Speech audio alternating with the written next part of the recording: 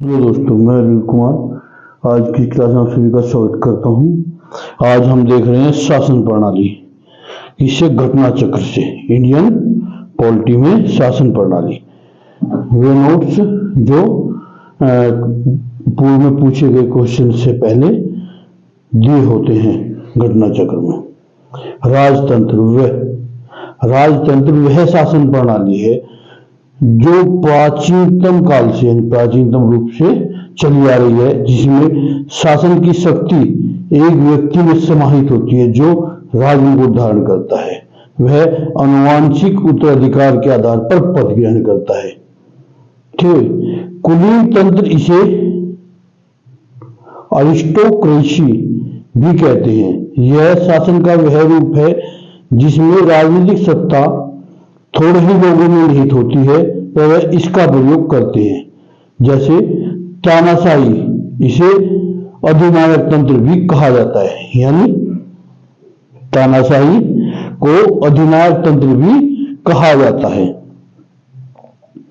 यह एक ऐसे शासन का रूप है जिसमें एक ही व्यक्ति पर निरंकुश शासन होता है।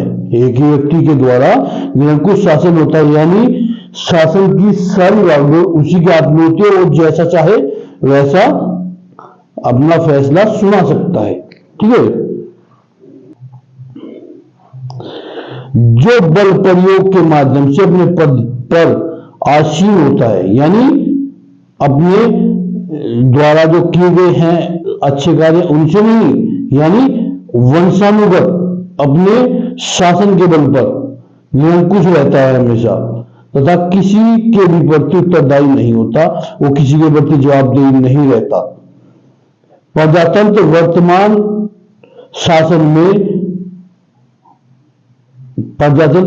शासन का सबसे बड़ा अधिक लोकप्रिय स्वरूप राजतंत्र है। प्रजातंत्र वहां विद्यमान होता है जहां की सत्ता जनता में निहित होती है। देखिए, प्रजातंत्र वर्तमान समय के शासन का सबसे अधिक लोकप्रिय रूप है। प्रजातंत्र वहां विद्यमान होता है जहां जनता में सत्ता निहित होती है, यानी जो सत्ता है उसका नियंत्रण उस आम जन के हाथ में होता है जो वहां निवास करती है। जनता को संप्रभु माना जाता है, यानी जनता को जो आम व्यक्ति है उसे संप्रभुता प्राप्त होती है।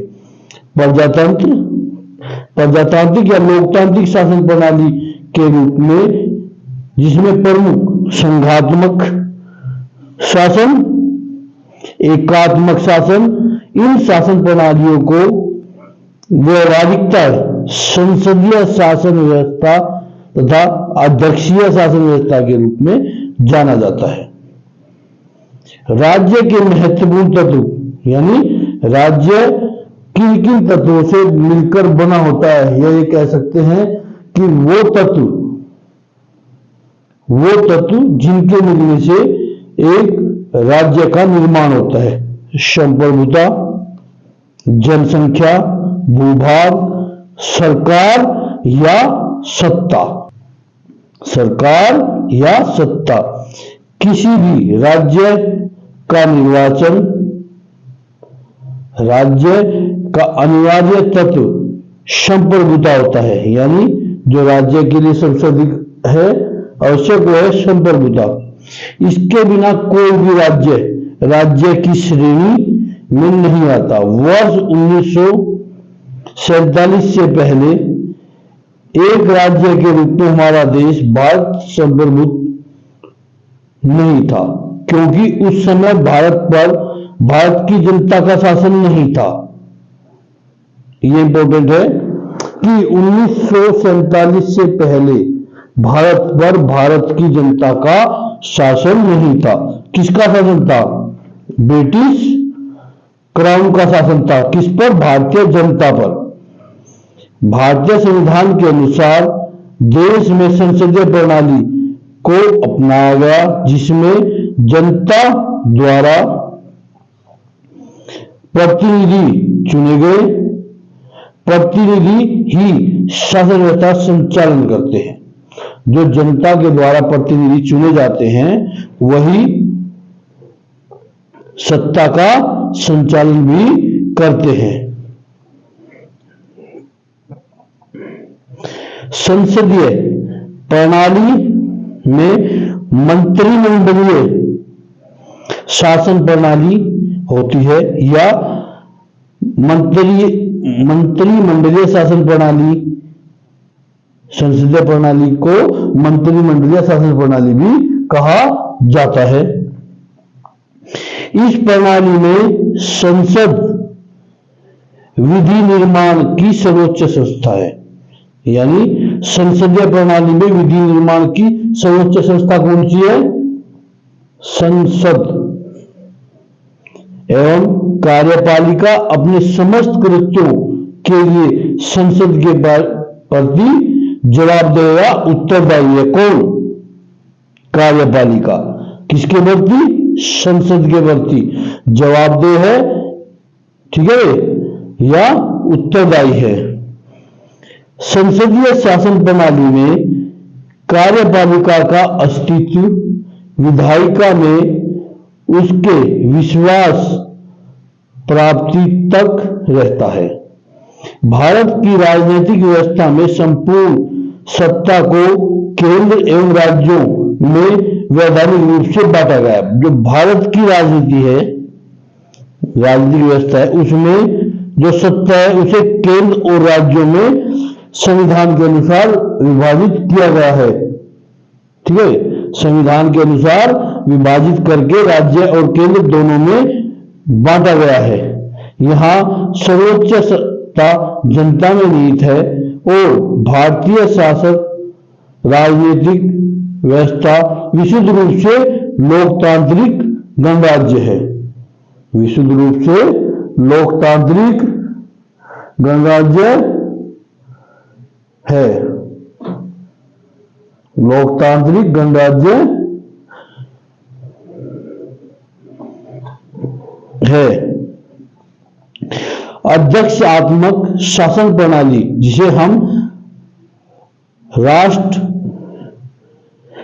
शासन प्रणाली के नाम से भी जानते हैं, में समस्त कार्यपालिका शक्ति वास्तविक रूप से राष्ट्रपति में निहित होती है।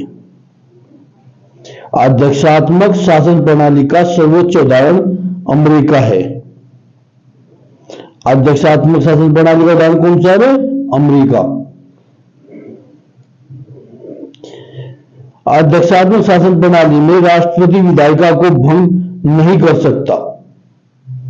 अध्यक्षात्मक शासन प्रणाली में सत्ता केंद्रीकृत होती है और राष्ट्रपति ही कार्यपालिका का प्रमुख होता है। अध्यक्षात्मक शासन प्रणाली में राष्ट्रपति अपने मंत्रियों के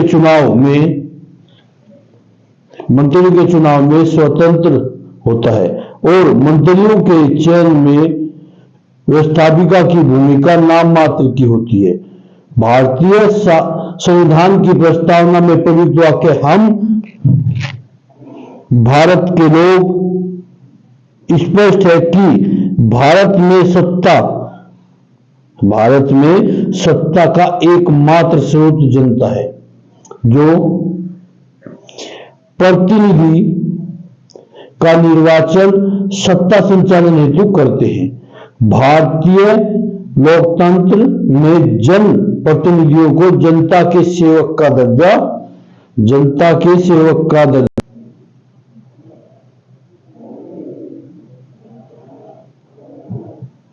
ब्रिटिश संसद को संसदों की जननी कहा गया है। ब्रिटेन में परंपरा के अनुसार आवश्यकता अनुसार कानून बनाने हेतु प्रशासनिक व्यवस्था का संचालन किया जाता है। क्योंकि ब्रिटेन का संविधान लिखित रूप में नहीं है, इसलिए अब भारतीय संविधान में एकात्मक शासन के प्रमुख लक्षण पाए जाते हैं।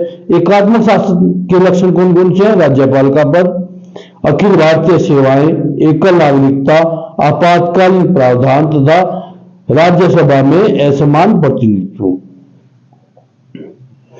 भारत एक गणतंत्र है, इसका आशय है कि भारतीय राजनीतिक प्रशासनिक व्यवस्था में सर्वोच्च पद राष्ट्रपति, सर्वोच्च पद पर निर्वाचित व्यक्ति आसीन होता है। भारतीय संविधान में एकात्मक संघात्मक दोनों व्यवस्थाओं के तत्व पाए जाते हैं, परंतु भारतीय संविधान मूलतः संघात्मक है। केसी वेलियर ने भारत को अर्धसंघात्मक राज्य कहा है। जी आइंस्टीन ने भारतीय संघवाद को सहकारी संघवाद कहा है। भारतीय संविधान अधिक कठोर, अधिक लचीला के मध्य की एक संतुलित संस्था या संतुलन स्थापित करता है। यह कथन केसी वेलियर का है कि बी आर अम्बेडकर के अनुसार संविधान को संघात्मक में तंग ढांचे में नहीं डाला गया, संघात्मक के तंग ढांचे में नहीं ढाला गया है। ठीक है, आज की वीडियो में इतना ही। अगली वीडियो में देखेंगे यहां से संबंधित क्वेश्चंस।